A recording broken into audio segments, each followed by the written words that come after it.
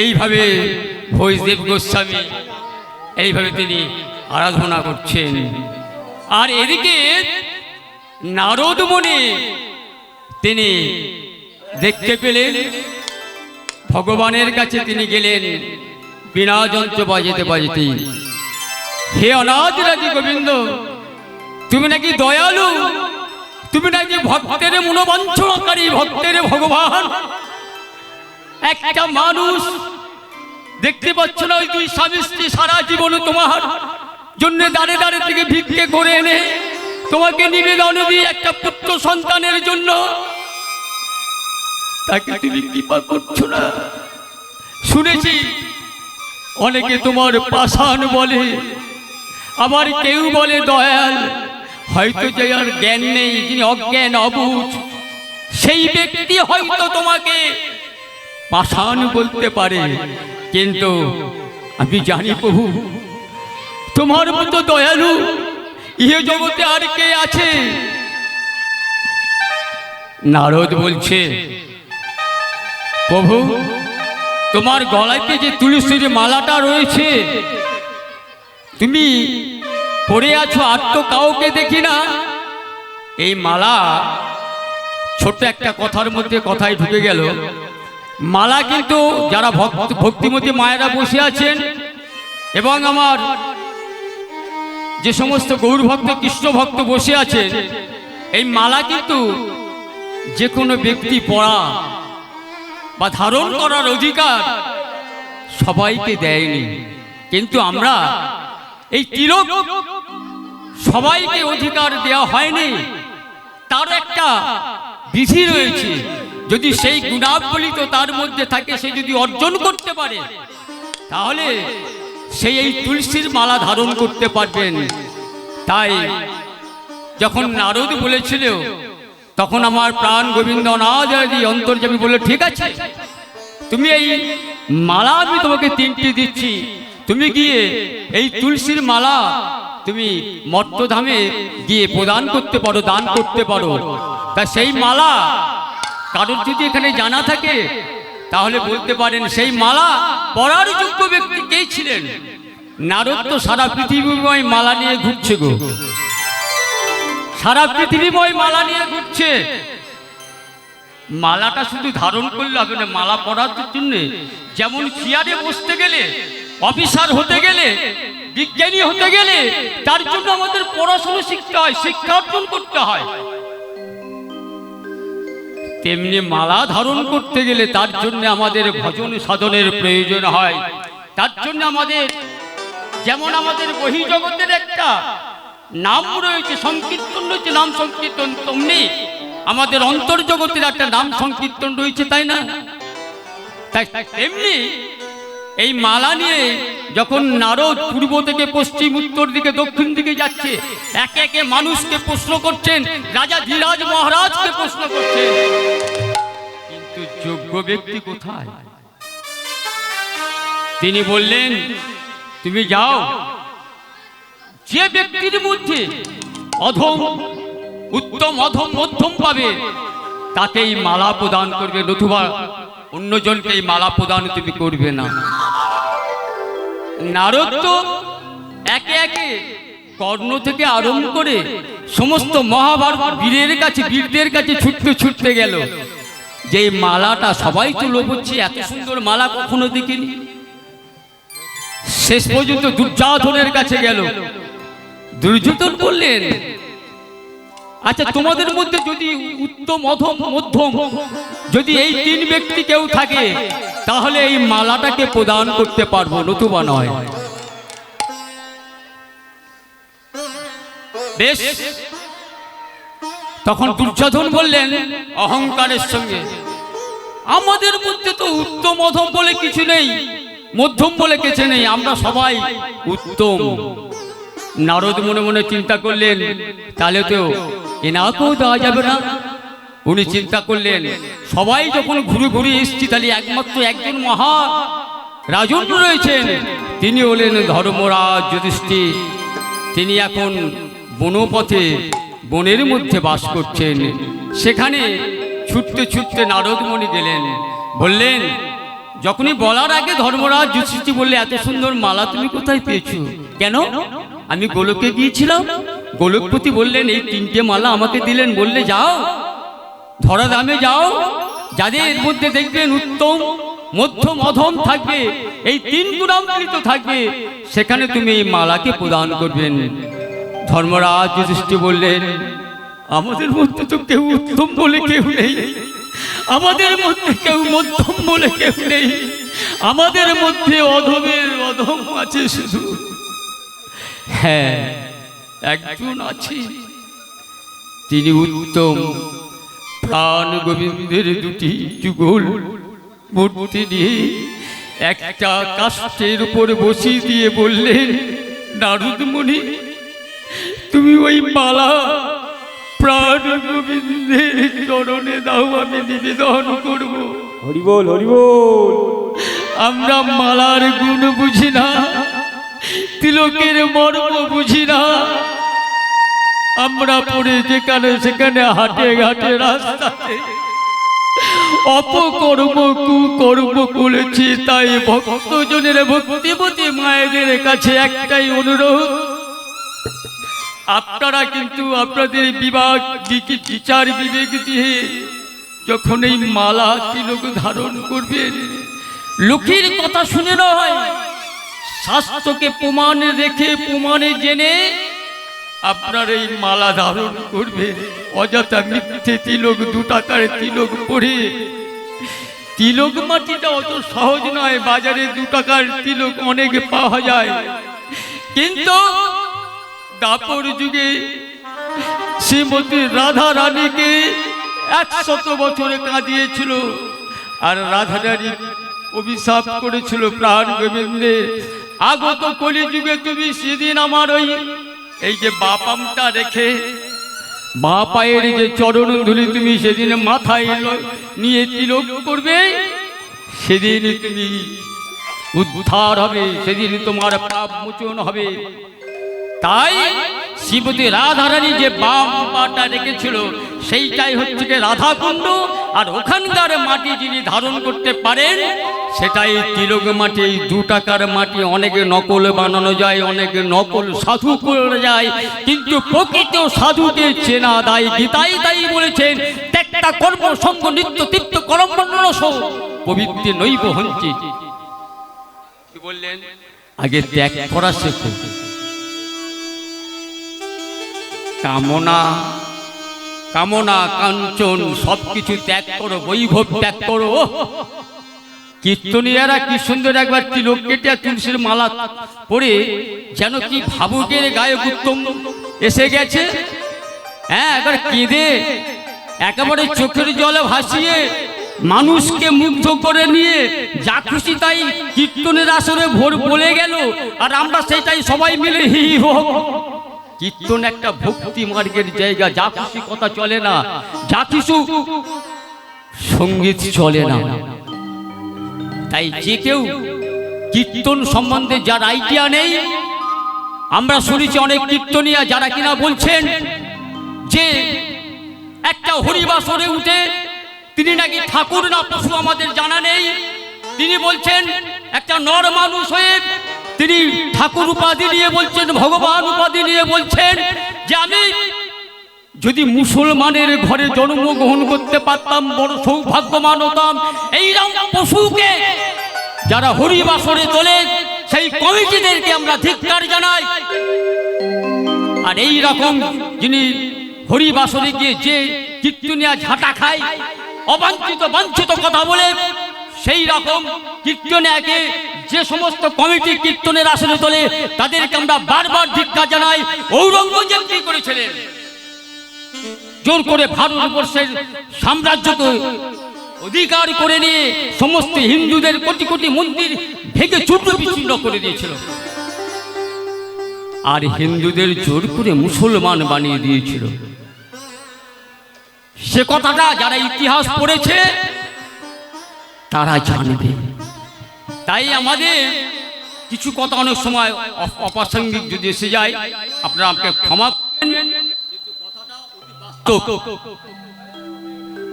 তো যাই হোক, আমরা গেলাম যে জয়দেব গোস্বামী আর আমরা ভৈদেব গোস্বামীর কথা বলছিলাম যে আমাদের সেই পথের পথগামী হতে হবে।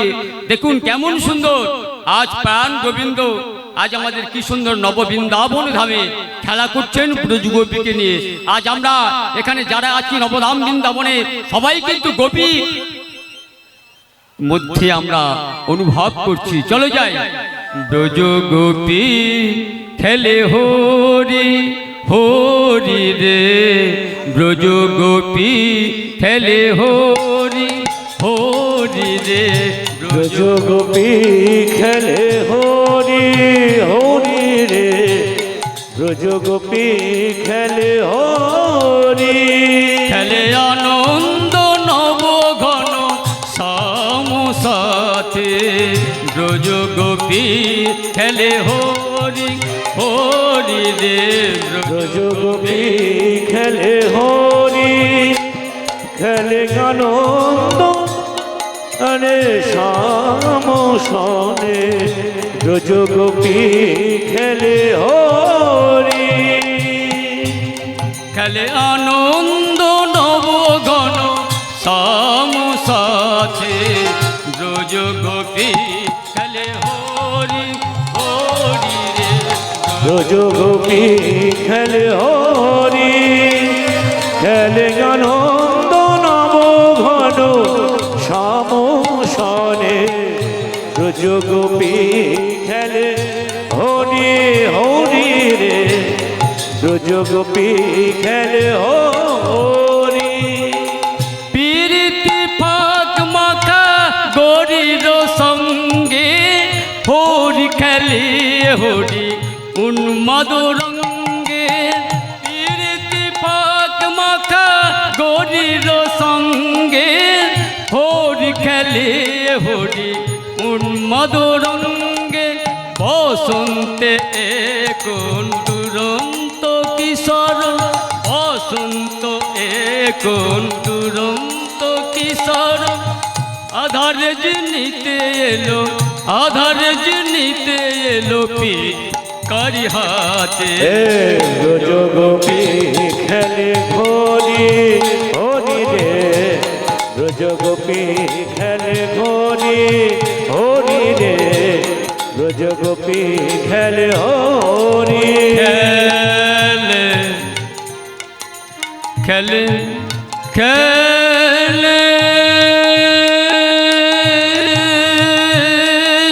খেলে খেলে খেলে ব্রজ ব্রজ গোপী ব্রজ গোপী খেলে হরি হরি রে, ব্রজগোপী খেলে হরি হরি রে।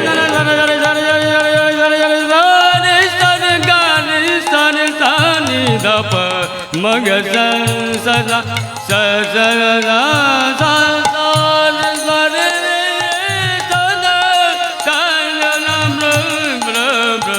ব্রজ ব্রজ গোপী খেলে হরে হরি রে, ব্রজ গোপী ব্রজগোপী খেলে হরি হরি রে, ব্রজগোপী খেলে হরি হরি রে, ব্রজগোপী খেলে হরি।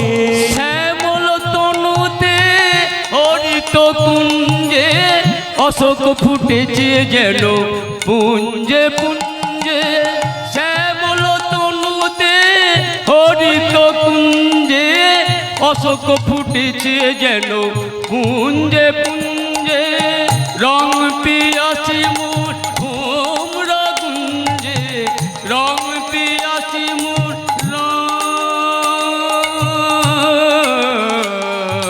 রং পিয়া রং পিয়াসি মোর ভোমরা গুঞ্জে, রং পিয়াসি মোর ভোমরা গুঞ্জে, ঢালো আরো ঢালো রং প্রেম যমুনাতে, ব্রজগোপী খেলে হরি হরি রে, ব্রজগোপী খেলে হরি খেলে আনন্দ নব ঘন শ্যাম সনে, ব্রজগোপী খেলে হরি হরি রে ব্রজগোপী খেলে হরি হরি রে ব্রজগোপী খেলে কৃষ্ণ হরি।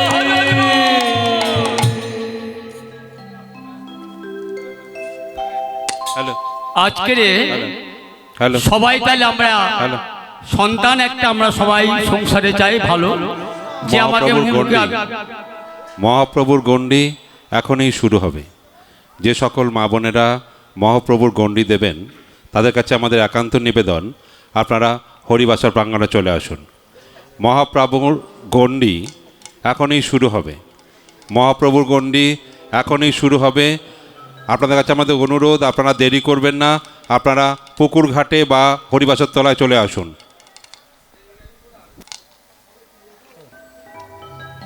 তাই অনেক ভজন সাধনের পরে অনেক চোখের জল, অনেক অশ্রু জল ভাসানোর পরে নিবেদন করার প্রাণ প্রাণ গোবিন্দের চরণ দুটি আজকের প্রাসান হৃদয়টা নড়ে বসেছে। তাই ভৈজদেব গোস্বামী শ্রী বামাদেবী একমাত্র সন্তান তাদের গর্ভে ছিলেন, এবং সেই সন্তান সারা পৃথিবীকে কাঁপিয়েছিলেন। সারা পৃথিবীর মানুষ যাকে চেনে, সারা পৃথিবী যার গুণগান আজও করে চলেছেন, সেই জয়দেব পদ্মাবতী। আজ সেই একমাত্র ছেলে আজ দেখতে দেখতে বড় হয়েছে। আজ কেমন সুন্দর খেলা করছে। খেলা করতে করতে করতে করতে আজকের যেমন আমার প্রাণ গোবিন্দ বৃন্দাবনে খেলে, তদ্রূপ ভাবে আজ জয়দেব গোস্বামী পাড়ার বাচ্চারা যেমন ভাবে খেলে, সেই ছেলে মেয়েদের সঙ্গে একসঙ্গে খেলছে। কেমন ভাবে খেলছে? ছোটি ছোটি গাইয়া ছোটি ছোটি গোয়াল, ছোট সে মেরো মদন গোপাল। छोटी छोटी गाइया छोटी छोटी ग्वाल छोटो सो मेरो मदन गोपाल। छोटी छोटी गैया छोटी छोटी ग्वाल, छोटो सो मेरो मदन गोपाल। छोटी छोटी गाइया छोटी छोटी ग्वाल छोटो सो मेरो मदन गोपाल।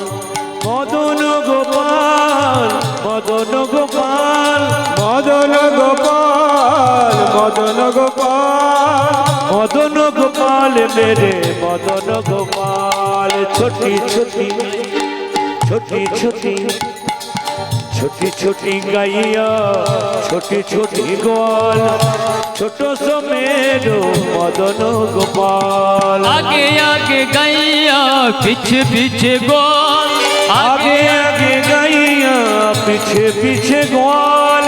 पीछे से मोरो मदन गोपाल।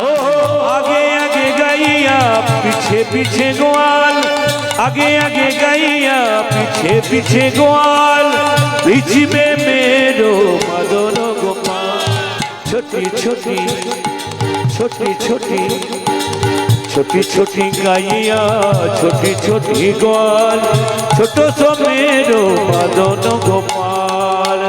छोटी छोटी गाइया छोटी छोटी ग्वाल छोटो सो मेरो मदन गोपाल। छोटी छोटी ग्वाल छोटो सो मेरो मदन गोपाल। छोटी छोटी गैया छोटी छोटी ग्वाल छोटो सो मेरो मदन गोपाल। এইভাবে বেশ কি সুন্দর খেলা করছি আমরা, যেমন এই ভব সংসারে খেলা করতে করতে আজকে বামাদেবী ভক্তি, আজকে আমাদের নিঃশ্বাসে বিশ্বাস নেই। কখন যে আমাদের পিছে সামনে পূর্বে উত্তরে সব সময় সমন রেডি হয়ে আছে। যখনই কর্মফল শেষ হয়ে যাবে তখনই আপনার ওই প্রাণটা, ওই প্রাণ বায়ুটা সেদিন কিন্তু বায়ুর সঙ্গে ক্ষিতি তেজ মরুভূমির সঙ্গে মিশে যাবে। সেদিন আপনি কিন্তু আর এইভাবে হরিনাম সংকীর্তনের আসরে হরিনাম শুনতে পারবেন না। তাই আমাদের যতক্ষণ সময় আছে অন্তত প্রাণ হৃদয় মনটাকে একটু পরিষ্কার পরিচ্ছন্ন করার জন্য দামি দামি সাবানের নামে হরিনাম অমৃত এই সাবানটাকে একবার ঘষে দিই, তাহলে জানবেন অনেকটা আমাদের হৃদয়ের ময়লাটা দূরে গেছে, মুছে গেছে। আজকে যখন বামা দেবী আজ ওই তুলসী মঞ্চে যখন প্রাণ গোবিন্দকে তার ভিক্ষের অন্ন নিয়ে পূজা অর্চনা নিয়ে যখন ওই তুলসী তলায় নিবেদন করতে যাবেন, কিন্তু দুর্ভাগ্য ভগবানের নিয়তির ডাক, আজকের সেই বামা দেবী হঠাৎ করে তিনি পড়ে গিয়ে ওই তুলসী তলায় গোবিন্দের চরণে তার প্রাণ বায়ুটা উড়ে গেল। আজকের যদি আমাদের মতো কোনো ভাগ্যবান কোনো ভক্তিবতী মায়েরা কেউ বৃন্দাবনে গিয়ে কেউ বা হরিনাম বাসরে হরিনাম শুনতে শুনতে আমার মতো অধম যদি উত্তম এই হরিনাম গাইতে গাইতে হরিবাসরে প্রাণটা ত্যাগ হয়ে যায়, তাহলে জানবো আমাদের জীবনটা ধন্য হয়েছে। পাড়ার মায়েরা, মাসিরা, বোনেরা ছুটে ছুটে আসছে, কানে কানে পৌঁছে গেছে যে বামা দেবী আর নেই, বৈষ্ণব গোস্বামী শ্রী মারা গেছে।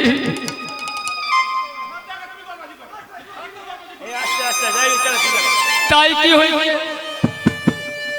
বামা দেবী যখন মারা গেছে, জয়দেব গোস্বামীর বয়স ছিল 4 বছর। 4 বছরের বালক, সে জানে না আমার মা আমাকে ছেড়ে সারা জীবনের মতো চলে গেছে। এই পৃথিবীতে মা ছাড়া সন্তানের কাছে আর কিছু নেই। যারা মা হারা হয়েছে তাদের কাছে আর পৃথিবী হচ্ছে আর ধনবান, মূল্যবান ধনবান বলে কিছু নেই। মাই তার কাছে সর্বশ্রেষ্ঠ। যখন পাড়ার মাসিরা, কাকিমারা, বোনেরা বলছে, জয়দেব তুই জানিস না তোর মা যে মারা গেছে, সে জানে না, তার সেই গানটা নেই যে আমার মা আমার সঙ্গে কেন কথা বলছে না। মাসি, ও মাসি, মা, ও কাকিমা, আমার মা তো আমাকে আর খোকা বলে ডাকছে না, আমাকে তো খাইয়ে দেয় আর কুলু করে কাঁদছে না, অমন করে চোখ দুটো। রাধেশ্যাম, রাধেশ্যাম কলকাতা নিয়ে চলেছো। রাধেশ্যাম, রাধেশ্যাম বলেছে নাকি ডাকো না আমার মাকে। পাড়ার কাকি খুড়ি, আত্মীয় স্বজন সবাই কাঁদছে। যখন জয়দেব গোস্বামী বুঝতে পারলে তার মা তার সারা জীবনের মতো ছেড়ে চলে গেছে, তখন সে বলছে, কাকি আমি মা বলে ডাকবো।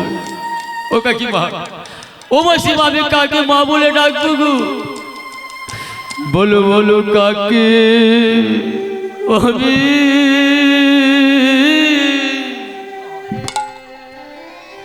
মা বলে ডাকিব? বলো বলো কাকে আমি মা বলে ডাকবো? ওহে নগরবাসী তোমরা আমায় দাও বলে, বলো বলো বলো বলো কাকে আমি মা বলে ডাকবো? বলো বলো নগরবাসী বলো কাকে আমি মা বলে ডাকিব? ও গো বলো বলো নগর বাসী কারে আমি মা বলে ডাকবো কে ভাই আমার খোকা খোকা বলে কোলে করে তুলে বলে আই রে খোকা এক মুঠো খেয়ে যা রে কাকে আমি মা বলে ডাকিব গো বলো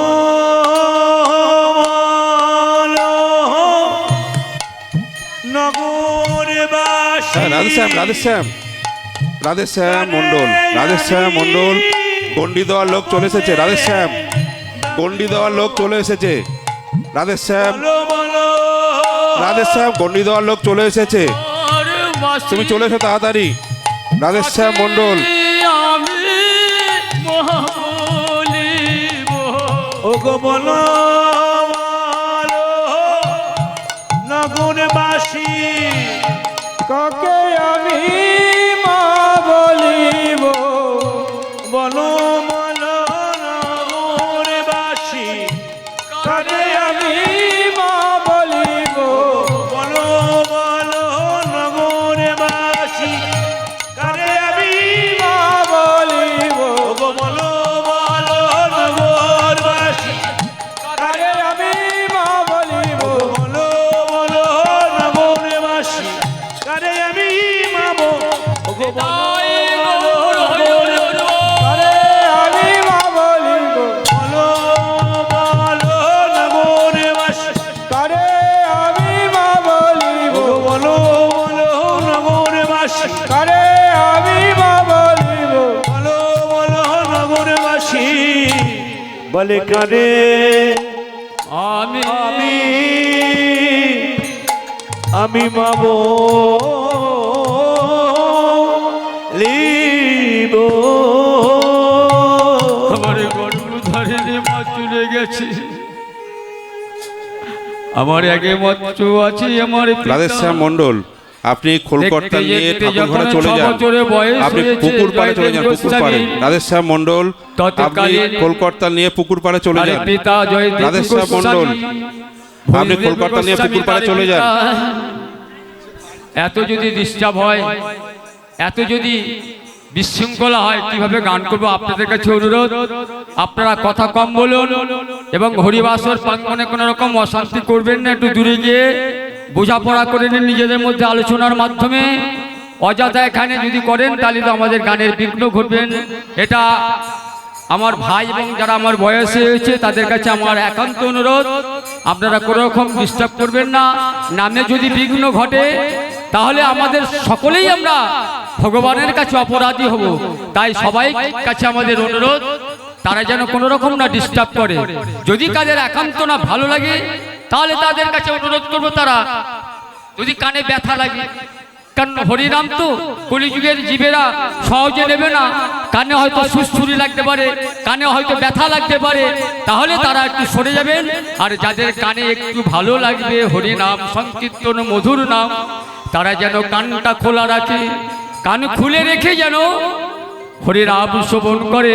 মধুরাঙ্গে মধুরাঙ্গে মধুরাতি অখিলাম, মধুরাঙ্গে মধুরাং মধুরাঙ্গে মধুরং মধুরাং মধুর, সবাই বলবেন মধুরাং মধুরাং মধুরাং মধুরাং মধুরাং নাদাং অপরূপ মধুরাং মধুরাং মধুরং অপরূপ মধুরং মধুরং মধুরং অপরূপ মধুরং মধুরাং মধুরাং মধুরাং মধুরাং অপরূপ মধুরাং নাদং মধুরং মধুরং অপরূপ মধুরং মধুরং মধুরং অপরূপ মধুর মধুরাং মধুরাং নয়নাং মধুরাং বদনাং মধুরাং দৃষ্টাং মধুরাং তিলকাং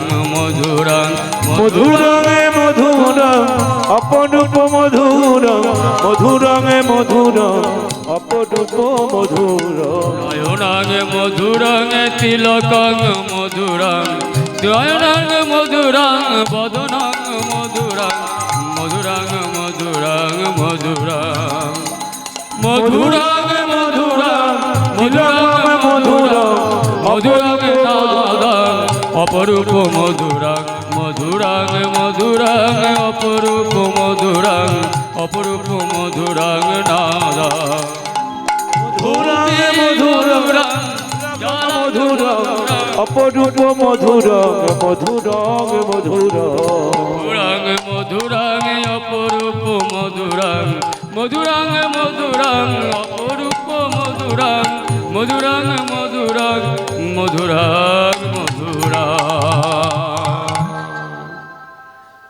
এত সুন্দর যার বাঁশি সুর, তাহলে যে লোকটা এই বাঁশিটা বাজাচ্ছে এত সুন্দর সুর, তাহলে তার দেখতে না কত সুন্দর।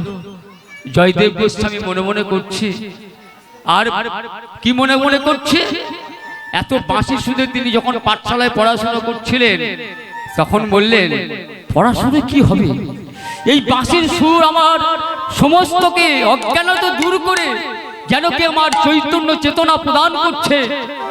সেই লোকটাকে একবার আমি খুঁজে দেখতে চাই, সেই ব্যক্তিকে একবার আমি খুঁজে পেতে চাই। তাই কাঁদতে কাঁদতে যখন পাঠশালায় দিয়ে বার হয়ে যাচ্ছে, চলে যাচ্ছে, যে আমি আর কখনো স্কুলে যাব না, আর কখনো আমি স্কুলের দুয়ার দেখবো না, যতক্ষণ না ওই বাঁশি যে বাজাচ্ছে সেই বাঁশিওয়ালাকে আমার চাই। ও বাঁশি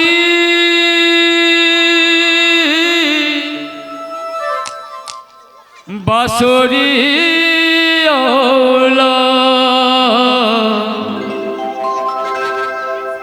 কোথায় বাঁশি বাজাও, ও বাঁশরি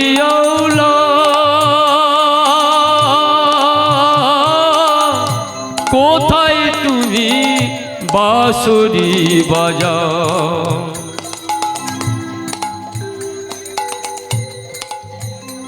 পারের বাঁশি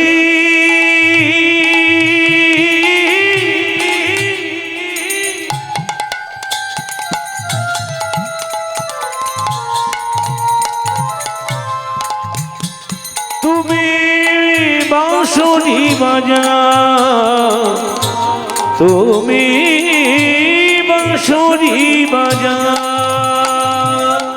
কোন কাননে কোন বনে কোন বৃন্দাবনে, কোন কাননে কোন বনে তুমি বাঁশরি বাজাও। কোন কাননে কোন বনে তুমি বাঁশরি বাজাও। কোন কাননে কোন বনে কোন বা বৃন্দাবনে বাঁশরি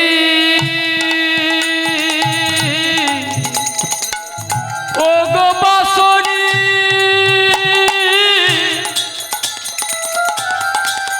ওগো বাঁশরি তুমি বাঁশরি বাজাও গো, বাঁশরি বাজাও। বাঁশরি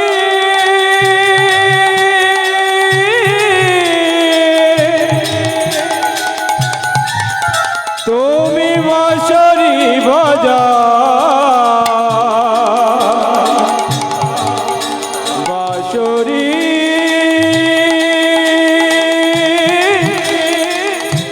তুমি বাঁশরি বাজাও। তুমি বাঁশরি বাজাও গো বাঁশুরি বাজাও তার বাঁশি শুনে গন্ডি শুরু হয়ে গেছে, গন্ডি শুরু হয়ে গেছে। মা বোনদের কাছে আমাদের বিনম্র নিবেদন, আখি জল আমরা অনুরোধ করছি আপনাদেরকে, আপনারা পুকুর ঘাটে চলে যান, অনেকটা সময় পেরিয়ে যাচ্ছে।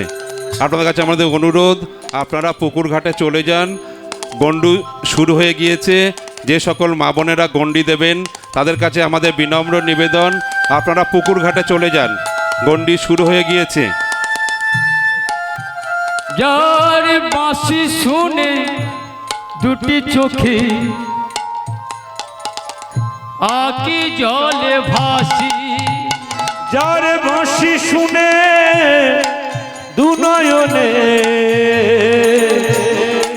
আখি ভরে যায় যার বাঁশি শুনে দুনয়নে আকি ভাসে যা যার বাঁশি শুনে দু নয়নে আখি জলে ভাসি, যার বাঁশি শুনে দু নয়নে আখি জলে ভাসি। দাও হে প্রভু দেখা, দাও হে দেখা, দেখা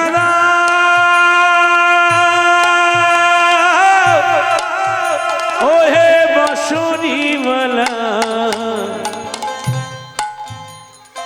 উত্তমবাবু কীর্তন শুনে মাইনীয় কেনারাম নস্কর এই 50 টাকাটা উপহার দিলেন। ও বাঁশি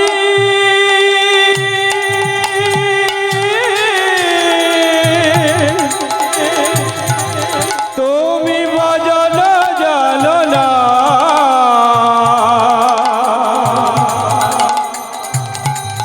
ও বাঁশি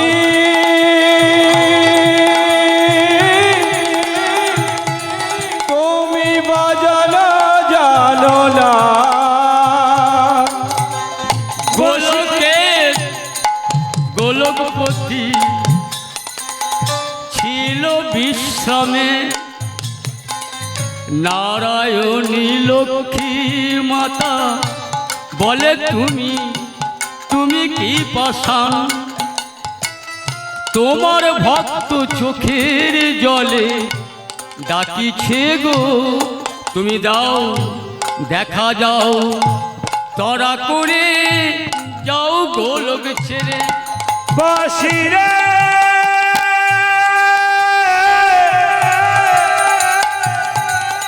ও বাঁশি রে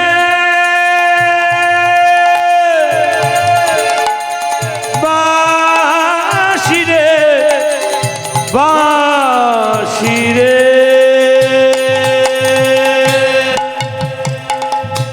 অনাদির আদি গোবিন্দ ভক্তেরও লাগি, গোলক হতে ধরা ধামে এলেন জয় দেবের কাছে, ধরা দিলেন আমার ভক্তয়তি জয় দেবের বুকে। আজ দেখা দিয়েছে গো মা, আজ প্রাণ গোবিন্দ চোখের জলে জয়দেবের চোখের জলে দান দিতে আজ তিনি মা লক্ষ্মী, দেখুন সহধর্মিণী কাকে বলেন, যিনি সর্বদাই স্বামীর সমস্ত আপদ বিপদ থেকে একমাত্র কথাই আছে না যে নারী শক্তি ভূমণ্ডলের শক্তি, নারী তিলকের শক্তি, নারী শক্তি ছাড়া এই পৃথিবী কখনো জীবিত থাকতে পারে না কোনো জীব।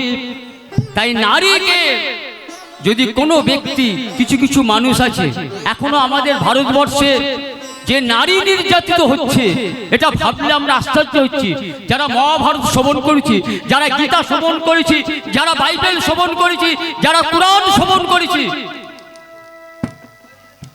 যারা বেদ আমরা শ্রবণ করেছি, আজও পর্যন্ত আমরা, আপনারা জানেন সামান্য মান ভাঙাতে প্রাণ গোবিন্দ রাধারানীর সেই চরণ দুটি মাথায় তুলে নিয়ে গিয়েছিল। একটু পরে সেই গল্পটা হবে আর কি। আজকে জয়দেব গোস্বামী যে কথাটা বলতে বলতে কলম দিতে লিখতে পারেন না, আর কিছুক্ষণের মধ্যে ওই কথাটার মধ্যে আমরা প্রবেশ করব। যাই হোক, আজকের যখন দেখা দিয়েছে জয়দেব গোস্বামী, তখন বলছে, এই তোকে তো চিনি না, কখনো তো দেখিনি, তোর নাম কি রে? আমার নাম সে তো সবাই জানে, হরে কৃষ্ণ নাম, কৃষ্ণ কৃষ্ণ নাম, বলো হরে কৃষ্ণ রাম, কৃষ্ণ কৃষ্ণ রাম, বলো হরে কৃষ্ণ নাম, হরে কৃষ্ণ নাম, কৃষ্ণ কৃষ্ণ নাম, কৃষ্ণ কৃষ্ণ নাম। এরকম আবার কারোর নাম হয় নাকি? এরকম কারোর নাম হয়? বলো হরে কৃষ্ণ রাম, কৃষ্ণ কৃষ্ণ রাম, হরে কৃষ্ণ রাম, হরে কৃষ্ণ নাম, হরে কৃষ্ণ রাম, কৃষ্ণ কৃষ্ণ রাম, হরে কৃষ্ণ রাম। বেশ কি হয়েছে? তুমি যে পাঠশালায় যাবে না বলছো, লেখাপড়া করবে না, এতে তোমার জীবনের অনেক ক্ষতি হবে। তুমি যাও, কি হবে গিয়ে আমার পড়াশোনা করে? গুরু শ্রেষ্ঠ মায়ের তুল্য গুরু হয়ে যখন তার তো কেউ নেই, মা তো চলে গেছে, বাবাও বিছানায় শয্যায়, লেখাপড়া শিখে কি করবো? আমি আর লেখাপড়া শিখে কি করব? ওই সেই একটা গান আছে জানেন, ছেলে আমার মস্ত মানুষ, মস্ত অফিসার, মস্ত বড় ফ্ল্যাট, যায় না দেখায় পরপার, আমার ঠিকানা তাই বৃদ্ধাশ্রম। তা আমাদের যে লেখাপড়া শেখালাম, আমরা আমাদের ছেলেপুলেদের শিক্ষা দিতে পারি না। কখন জানেন? হয়তো বলবেন এসব কথা আসছে কেন, কিন্তু বলতে বাধ্য। দেখবেন, আমরা দেখেছি, হয়তো বলাটা ঠিক নয়, বলা বাহুল্য, কিন্তু আসছে, কথার মাধ্যমে আসছে। আমাদের এইটুকু অভ্যাস আমরা করাতে পারি না। যেমন আমরা দেখলাম যারা মুসলমান, তাদের বাচ্চাদের টুপি পরিয়ে কি সুন্দর করে নামাজ পড়ার সময় সবাই এক হয়ে যাচ্ছে, কিন্তু আমাদের হিন্দুরা আরো কোথায় কে তিলক কেটে একটু তিলক ধারণ করে তুলসীর মালায় করে কেউ নাম হটতে যাচ্ছে, কেউ একটু চেষ্টা করছে যে আমি একটু যদি নাম সংকীর্তন শ্রবণ করতে পারি, কিন্তু ইতিহাসের করার অভাব নেই মানুষের, সেই ইতিহাস করতে লাগবে, কিন্তু ওদিকে আপনারা কান দেবেন না। কে কি বললো সেটাতে আমার দেখে লাভ নেই। যার মুখে ভাই হরি কথা নাই, তার পানে তুমি চেয়েও না। যার মুখে ভাই হরি কথা নাই, তার কাছে তুমি যেও না। তার মুখে ভাই হরি কথা নাই, তার পানে তুমি কেউ না। তার মুখে ভাই হরি কথা নাই, তার মুখে তুমি চেয়েও না। যার মুখে ভাই হরি কথা নাই, তার কাছে তুমি যেও না। কি দরকার? তার মুখ দেখাও তো পাপ। যার মুখে হরিনাম নাই, যে করেন হরিনাম শোনে না, এরকম অনেক প্রমাণ আছে। সেই ব্যক্তি কি যখন মারা গেছে, দেখবেন এখনো আছে, এখনো অনেক ব্যক্তি আছে যাদেরকে দাহ করা হয় না, তাদের ভাগ্যে দাহ জোটে না, এখনো পর্যন্ত দেখবেন পচে নষ্ট হয়ে গিয়ে, পোকা হয়ে গিয়ে তাদের ওই গলিত পচা দেহটা ওই নরকে স্থান হয়। কিন্তু আমরা কজন বিশ্বাস করি, হরিনাম শ্রবণ করি, হরিনাম আমরা গ্রহণ করি, কিন্তু বিশ্বাস আমরা এখনো পর্যন্ত পুরোপুরি করতে পারি না। সন্ধে দেবার দরকার হয়, সন্ধে একটু দিয়ে দিই, ঠাকুরের প্রণাম করতে হয়, একবার করে নিন, কিন্তু এটা প্রণাম নয়, এটাকে প্রণাম বলে না। প্রণাম করতে হলে প্রণামের মতো প্রণাম করতে হবে, সেটা একটু আর অত দূর গিয়ে লাভ নেই, আবার সময় হয়ে যাবে, ছোট ছোট করে বলে যাই। তাহলে কে কি বললো আমার দেখার দরকার নেই। আমাদের আমরা যেমন করে চলেছি, ঠিক তদ্রূপ ভাবে আমাদের যে বাচ্চাদের আছে, দেবে নিশ্চয়ই, বাবা মাকে ভাত দেবে, বৃদ্ধাশ্রমে পাঠাবে না। যদি আমরা ত্রিকাল সন্ধ্যাকাল তাদেরকে একটু কর্ণের শোভন কীর্তন, অর্থাৎ কীর্তন যদি শোভন করায়, যদি বলি সকালে উঠে বাবা বিছানা থেকে ওঠার সময় একটু গোবিন্দের নাম ভজন সাধন করে তুই নিচে নামবি, আবার যদি দুপুরবেলা হয়তো স্কুল পড়াশোনা বিভিন্ন কারণে হয়তো তুলসী, কেন যখন স্কুলে যাবে স্নান করে, তখন যদি বলতাম যে বাবা একটু তুলসী তলায় তুই জল দিয়ে তুই প্রণাম করে স্কুলে যাবি, যদি বলতাম সন্ধ্যেবেলায় তুই যেখানে থাকিস না কেন, যখন শঙ্করধ্বনি হবে একবার তুই ঠাকুরের গোবিন্দকে একবার প্রণাম করবি, সেটা কোথায়? তাই বলছে না, সাধিতে মনের সাজ ঘটে যদি পরমাৎ, মধুহীন হয়ে না তব মন কোকনাথ। অমর কে কোথায় কবে জড়ি মিলে মরিতে হবে, এ কথাটা সত্য। প্রবাসে দৈবের বাণী জীব তারা যদি কষে, দেহ আকাশ হতে খেদ নাহি তাহে, জড়ি মিলে মরিতে হবে, এ কথাটা কিন্তু আপনাদের মনে রাখতে হবে। তাই যতক্ষণ বেঁচে আছেন, যতক্ষণ শ্বাস আছে, যতক্ষণ দেহেতে নিত্যানন্দ আছে, ভক্ত পদজল, ভক্ত পদরেণু, ভক্ত ভক্ত, এই তিন ভক্তির ফলে আমরা কৃষ্ণ প্রাপ্তি হই, নতুবা হতে পারে না। অপরাধ শূন্য হইয়া ভজ কৃষ্ণ নাম, অনাচার দুরাচার ভুলিয়ে গিয়ে সংসারের মধ্যে কৃষ্ণ কৃষ্ণ নামামৃত গঙ্গায় ডুবে থাকুন, অন্যথায় মন দেবেন না। কর্ম করুন না, কাজ করুন না। কে আপনাকে কাজ করতে বারণ করছে? কর্ম যদি এদিক ওদিক হয়ে যায়, সামান্য কর্ম পদচ্যুত যদি হয়ে পড়েন, তার জন্য কিন্তু আপনার লঘু দণ্ড নয়, আপনার গুরুদণ্ড হতে পারে। দেখুন গান্ধারীর কি অবস্থা হয়েছিল। গান্ধারী যখন 100 প্রজাপতিকে নিয়ে আনন্দে উচ্ছলে ওই তিনো দিয়ে যখন সে মালা করে গলায় ধারণ করেছিল, যে কারণে তার 100 পুত্রকে হারাতে হয়েছিল।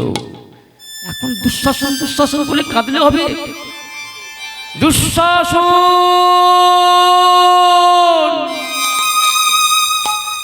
এখন তো হবে না, এখন হবে।